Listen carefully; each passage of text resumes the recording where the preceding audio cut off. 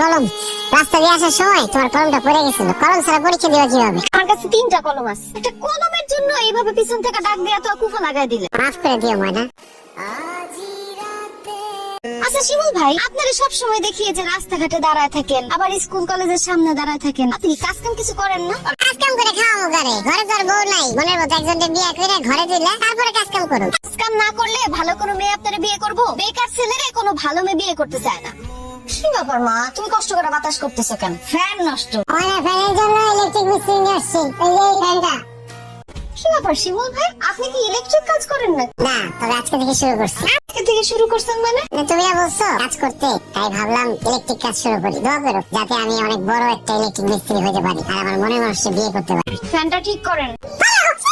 কি হয়েছে আপনার? কারেন্টে শক খাইছি। কাজ না শিখে কেন কাজ করতে আসেন? এখন যদি কারেন্টের শক খেয়ে আপনি মারা যেতেন।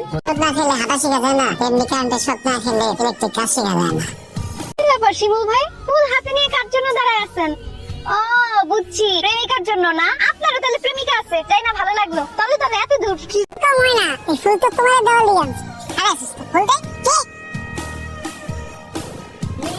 এই কে রে? আমি এখানে কি করতেছেন? তোর কাছে আসছি। তোমার কাছে আসছেন কেন? আমি তো আচার নিয়ে আসছি। আপনার সাহস তো কম না, আপনি আচার দিতে আমাদের বাড়িতে চলে আসছেন। আব্বা যদি দেখে একদম আপনার হাত পা ভাঙিয়ে দিব। আপনি জানতো এখান থেকে? মা খুব ভালো আচার বানায়, ভাবছিলাম তুমি পছন্দ করবে। ঠিক আছে, আচ্ছা শুনেন, কিসের আচার? জলপাইয়ের আচার। জান তো তুই আচার পাইলি কই? তুমি বানাইছিলে না আচার? ওইটাই তো খাইতেছিলাম আর পড়তেছিলাম। আরে আমি তো অনেক দিন হলো আচার টাচার বানাই না। বানাইছিলে, তুমি মনে ভুলে গেছো। আমার পড়তে দাও তো, জরুরি পড়া পড়তেছি, পরীক্ষা। আচ্ছা ঠিক আছে, তুই পড়। তুই যদি কইতে না পারস তাহলে বললাম আমরা ময়নারে কই দিব যে তুই ময়নারে ভালোবাসিস। তাও কই দেব না, আজকে আমি নিজেই ময়নারে আমার মনের কথা কই দেব। তোমার ময়না কার সাথে গেল ভাই? কি যেভাবে হাসতে হাসতে কথা কইতে কইতে গেল, আমি নিশ্চিত ওই পোলা ময়নার প্রেমিক। কিরে কারে খুঁজোস? বুঝছস না, শিমুল ভাইরে খুঁজতেছে। আমি ধুর কারে খুঁজি না, চল। আপনি তো একদম অবশ্যই চাঁদ হয়ে গেছেন, আপনার কোথাও দেখাই যায় না। কি ব্যাপার, আজকাল কি নিয়ে এত ব্যস্ত? কি নিয়ে ব্যস্ত সেটা তুমি জেনে কি করো? আগে তো দেখতাম কলেজের সামনে ব্রিজের ওইখানে দাঁড়ায় থাকতেন, এখন তো আর দেখি না। যার জন্য দাঁড়ায় থাকতাম সে আরেকজনের সাথে বাইকে ঘুরে। ও আচ্ছা, ওই কথা। আরে ওইটা অন্য কেউ না, আমার ফুফাতো ভাই। অনেকদিন পর বিদেশ থেকে বাড়িতে আসছে, বাইক নিয়ে আমার কলেজের সামনে গেছে। তো আমার কইলো চল তোরে বাড়িতে নামাই দিয়ে। আমি বললাম চলেন। ও তার মানে উনি তোমার ফুফাতো হয়েছিল? হ্যাঁ। আমি কত কিছু ভাবছি, ওনার সাথে তোমার বাইকে দেখে আমি খুব কষ্ট পাইছিলাম। শুধু কি কষ্টই পাইছেন নাকি হিংসাও লাগছে? হিংসা লাগবো না? ওরা অনেক হিংসা লাগছে। কেন? আমি অন্য একটা ছেলের সাথে বাইকে ঘুরলে আপনার হিংসা লাগবে কেন? আমি আপনার কে?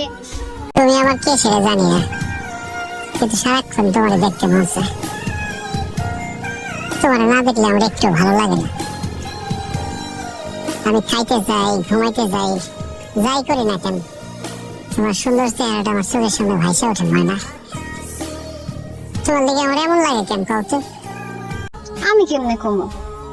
এত কিছু যেহেতু বলতে পারছেন, বাকিটা আপনি বলে দেন। আর কি কমো? আপনি এত বোকা কেন শিমুল ভাই? সব কথা কইতে পারলেন, আসল কথাটাই কইতে পারতেছেন না। আসল কথা আবার কোনটা? এই যে আপনি আমারে ভালোবাসেন। কি ব্যাপার, আমার ভালোবাসেন না?